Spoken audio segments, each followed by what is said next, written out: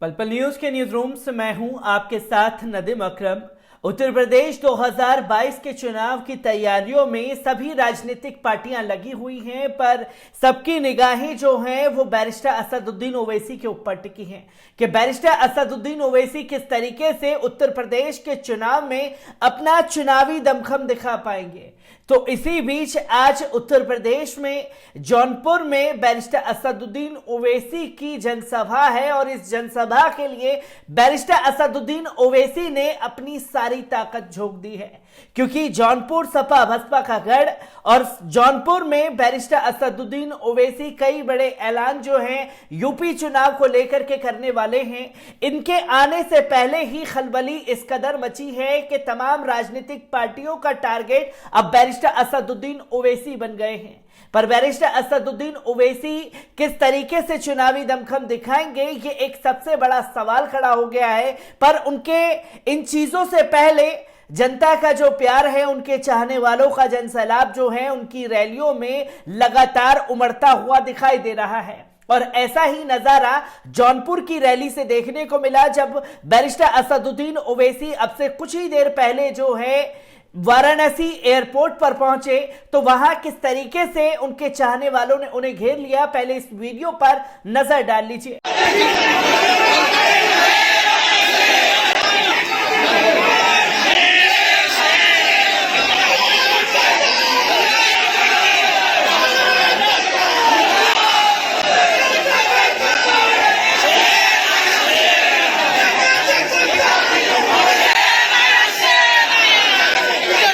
तो दोस्तों, आपने बैरिस्टर असदुद्दीन ओवैसी की सभा में जाने से पहले इस वीडियो को देखा कि किस तरीके से लोगों का हुजूम जो है वो एयरपोर्ट पर उमड़ पड़ा है और एयरपोर्ट पर ही नारे तकबीर अल्लाहू अकबर के नारे जो हैं ओवैसी के समर्थकों द्वारा लगाए गए हैं। तो वहीं इससे पहले जब वारिस पठान रात के समय वाराणसी एयरपोर्ट पर पहुंचे थे तो इसी तरीके का स्वागत जो है वारिस पठान का हुआ है। पहले उस वीडियो पर भी नजर डाल लीजिए।